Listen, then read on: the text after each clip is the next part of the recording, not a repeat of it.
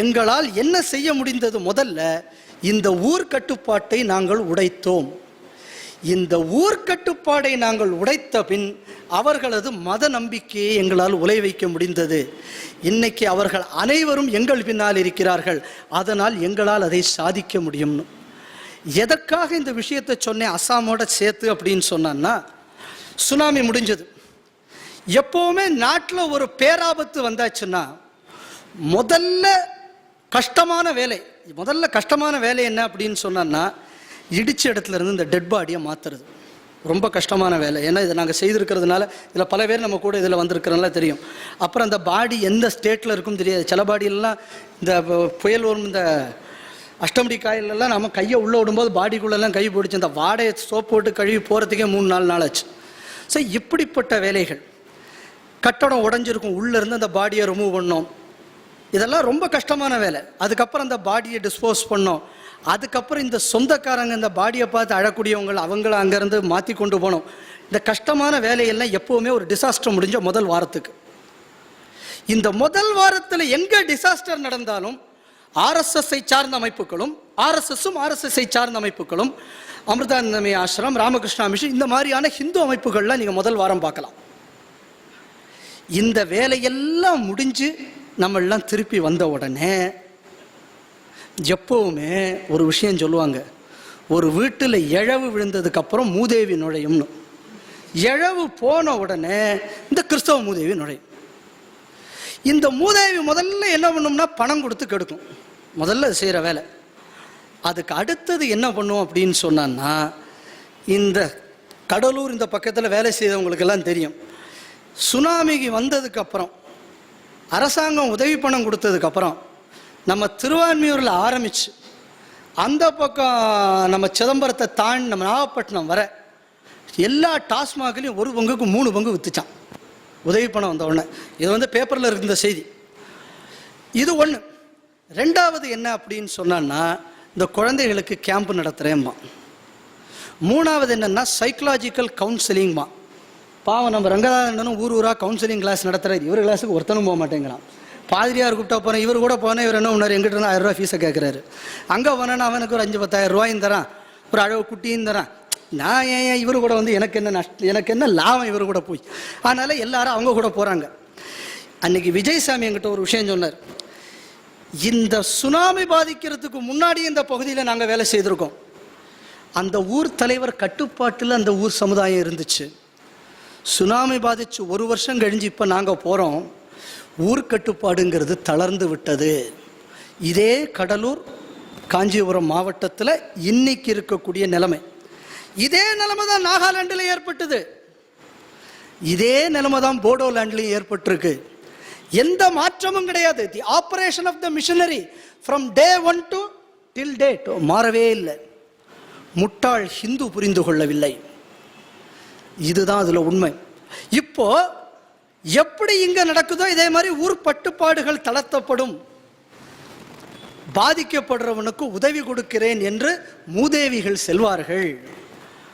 இதற்காகத்தான் ஒரு நல்ல பாட்டுண்டு, வேதாளம் சேருமே இல்லைன்னா வெள்ளெருக்கு பூக்குமே பாதாள மூலிபடருமே மூதேவி சென்றங்கு வாழ்வலே சேடன் குருமிருமே மன்றோரம் சொன்னால் பாதிரியார். அதான் உண்மையானது. அந்த காலத்தில் தெரியாமல் எழுதி விட்டாங்க. இதுதான் உண்மை. இது கால் வச்ச இடம் விளங்காது.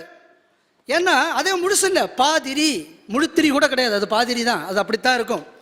இதுதான் உண்மை. இப்படித்தான் இன்னைக்கு போடோலாண்டில் ஒரு விஷயம் நடந்துகிட்டு இருக்கு. போடோ கலவரம் நமக்கு தெரியும். இதற்கு பின்னணியில் இன்னைக்கு ஒரு பிரிவினைவாதத்தின் வித்து விதைக்கப்பட்டு விட்டது. அதே வித்து இந்த கடலூர்லையும் நாகப்பட்டினத்திலையும் விதைக்கப்பட்டிருக்கு. இது போடோலாண்டில் மட்டும் இல்லை. நான் எதுக்கு அதை சொல்ல வரேன் அப்படின்னு சொன்னா, நம்மளை சுற்றி நடக்கக்கூடிய இந்த ஆப்ரேஷன் ஆஃப் டிவிசிவ்னஸ் இது போடோலாண்டிலையும் சரி, கன்னியாகுமரியிலையும் சரி, காஷ்மீர்லேயும் சரி, குஜராத்லேயும் சரி ஒன்று தான். இல்லை எந்த ஒரு மாற்றமும் கிடையாது. இது போடோலாண்டாக இருந்தாலும் இந்த கிறிஸ்தவர்களுக்குன்னு தனி டாக்டிக்ஸ் உண்டு. துலுக்கனுக்கு இவனுக்கு அதான் ஒரு முக்கியமான வித்தியாசம். ரங்கநாதன் சொன்ன மாதிரி என்ன மாதிரி துலுக்கம் வச்சுக்கோங்களேன், எப்படி பேசணும்னு தெரியாதவன் இல்லையா, என்னத்தையும் இப்படி பேசிவிடுவான். அவர் சொன்னார், என்ன இப்படியெல்லாம் திட்டணுமோ திட்டார். அவர் நம்ம சுப்புவண்ணனை மாதிரி நாசூக்காக இருக்கிறவங்க கிறிஸ்தவங்க, இவங்க கொஞ்சம் நாசூக்கானவங்க. சார் இப்போ நமக்கு எல்லாருக்கும் ஒரு அது இந்த நான் முன்னாடி சொன்ன மாதிரி ஹிந்து பேப்பர் ஆய்பார்ட்டிகளுக்கெல்லாம் மனசில் ஒரு பெரிய எண்ணம் உண்டு. நம்ம எதாவது அவங்க வீட்டில் போய் ஏதாவது நம்ம ஹரீஷோடி நான் சில பெரிய ஆளுகள்லாம் நிறைய பேரை பார்க்க போயிருப்பேன். போன ஒன்று you know one thing, Max Miller told something about Hinduism. ஏண்டா உன் பக்கத்து வீட்டில் உள்ள மகேஸ்வர சர்மா சொன்னால் உனக்கு தெரியாது, மேக்ஸ் மில்லர் தான் முடிக்கணுமா? உங்களுக்கு தெரியுமா? அவளை எல்லாரும் மோட்சமுல்லர்னு சொல்லுவா. என்னடா அவன் மோட்சத்துக்கு போனான்? மோட்சமுல்லரா அவர். இதில் நான் எதுக்காக இந்த மேக்ஸ் முல்லர் இப்போ சொல்கிறேன் அப்படின்னு சொன்னான்னா, இந்த மேக்ஸ் முல்லரை பற்றி நம்ம எல்லாருக்கும் ஒரு உயர்வான ஒரு எண்ணம். அது ஏதோ இந்தியாவுக்கு வேதங்கள்னால் என்னன்னே நமக்கு எங்கிட்ட யாரோ ஒருத்தர் யாரோடையோ போகும்போது சாரதியோட யாரோட போகும்போது ஞாபகம் இல்லை, ஒரு வீட்டில் போகும்போது நமக்கெல்லாம் இவ்வளோ வேதங்கள் இருக்குதுன்னு மேக்ஸ் முல்லர் வராமல் நமக்கெல்லாம் தெரிஞ்சிருக்குமா அவர் எங்கிட்ட நினச்சிக்கிட்டேன். அப்போ எதுக்கிட்ட ஆதிசங்கரெல்லாம் இந்த உலகத்தில் ஜனிச்சார் என்ற இதெல்லாம் பேசாமல் மேக்ஸ் முல்லர் இவரையும் இந்த அடமான வச்சு எங்கிட்ட சொன்னது ஒரு வேதம் படித்தாள் தான் எங்கிட்ட சொன்னார். மேக்ஸ் முல்லர் வராட்டா we may not know about these Vedas without Max Muller. நான் இங்கிலீஷ் வேறு இந்த லட்சணத்தில். இந்த மேக்ஸ் முல்லர் 1940களில் ஒரு மிஷனரி கூட்டத்தில் பேசுகிறார். அதில் பேசும்போது ஒரு விஷயத்தை அவர் நல்ல அடிக்கோள் போட்டு, இதைத்தான் நம்ம முதல்ல கிறிஸ்துவ பிரிவினையின் ஆரம்பத்தை நம்ம இங்கே தான் புரிஞ்சுக்கணும். என்ன சொன்னார்னா, நம்ம தப்பு பண்ணுறோம். மிஷனரிகளுக்கு அவர் சொல்கிறார், பழைய மிஷனரிகளை போல் நீங்கள் இருங்கள், புதிய மிஷனரிகளை போல் இருக்காதீங்க.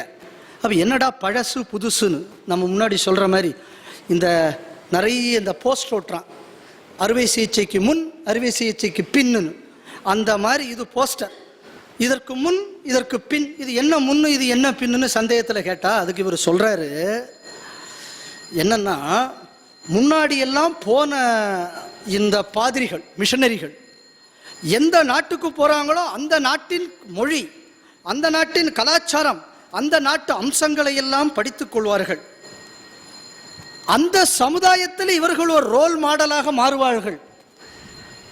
காலப்போக்கில் இந்த அந்த லோக்கல் சமுதாயத்தினர்கள் இவர்களை பார்த்து மனம் திரும்பி கிறிஸ்தவர்கள் ஆவார்கள். அதுக்கு அவர் சொல்ற காரணம் என்ன அப்படின்னா, உலகத்தில் மிஷனரியோடு இருக்கிறது 3 மதம். ஒன்று வவ்வா குஞ்சு தொங்குற கிறிஸ்தவ மதம், 2வது ஆப்ரேஷன் பண்ண பன்னி கூட்டம், 3வது நாங்கள் தான் உலகத்திலேயே அமைதியை போதிக்க வேண்டோம்னு சொல்லி இனத்தை அழிக்கக்கூடிய பௌத்தம். இந்த 3 பேர் தான் உலகத்தில் மிஷனரியோடு இருக்கான். இது மேக்ஸ் முல்லர் சொன்னது, நான் சொல்ல. இவன் 3 பேரை தவிர எல்லா சமுதாயத்தையும் நம்ம மாற்றி விடலாம். இதோடு நிப்பாட்டாம இந்தியாவில் சிவன் விஷ்ணு இதெல்லாம் வழிபட்டு வருகிறார்கள்.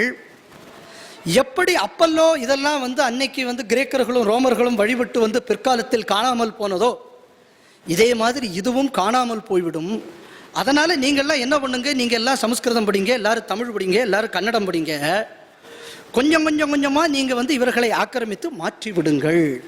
அப்படின்னா என்ன அர்த்தம்னா, அவர்களை பற்றி உயர்வாக அவர்கள் மொழியை சொல்லிவிட்டு, அவர்கள் மொழியை குத்திவிட்டு, அவர்களிடம் இருக்கும் மோசமான பழக்க வழக்கங்கள் என்று சிலவற்றை காட்டிவிட்டு அவர்களை நம் பக்கம் திருப்புங்கள். சொன்னவர் யாரு?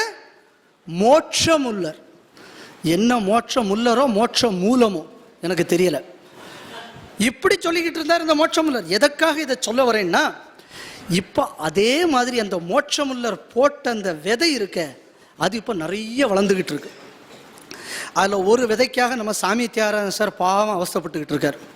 ஃபோன் பண்ணுறாரு, எங்கே இருக்கேன், எங்கே கௌதம், கமிஷனர் ஆஃபீஸுக்கு வரேன். நான் அவரை போய் பாவம், எனக்குள்ள 4000 ரூபா விலை பெறாத சுசுக்கியில் ஒரு 73 வயசான ஒரு மூதுவரும் ஒரு அறிஞரை நான் கூட்டு வர வேண்டிய நிலைமை. எதுக்கு? இதே மாதிரி தமிழை பற்றி நிறைய படித்து இவர் பாவம் 300 சில்லற பக்கம் எழுதின ட்ராஜிக் ஸ்டோரி ஆஃப் பார்ட்டிஷனை வாங்குங்கன்னு பெரிய ஒரு பாட்டு சொல்லிட்டு போயிட்டார். அவன் எழுதியிருக்கான் சோலை சுந்தர வாழ்னு. ஒரு 600-700 பக்கம் இருக்குமா சார்? 700 பக்கம். தலகாணி இல்லாட்ட தலையில் வச்சு தூங்கலாம், அம்புட்டு பெருசாக எழுதியிருக்கான். வளைச்சு வளைச்சு வளைச்சு வளைச்சு வளைச்சு வளைச்சு வளைச்சு எழுதியிருக்கான். அவனோட கதையில் ஹீரோ யாருன்னா திருஞான சம்பந்தர். ஹீரோ நல்லா தெரிஞ்சுக்கணும், அவர் யாரையுமே அவர் குத்தம் சொல்ல.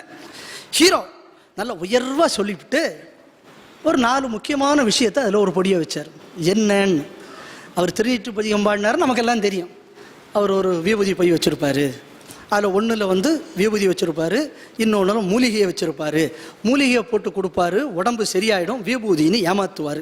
இந்த கதையில் வருது.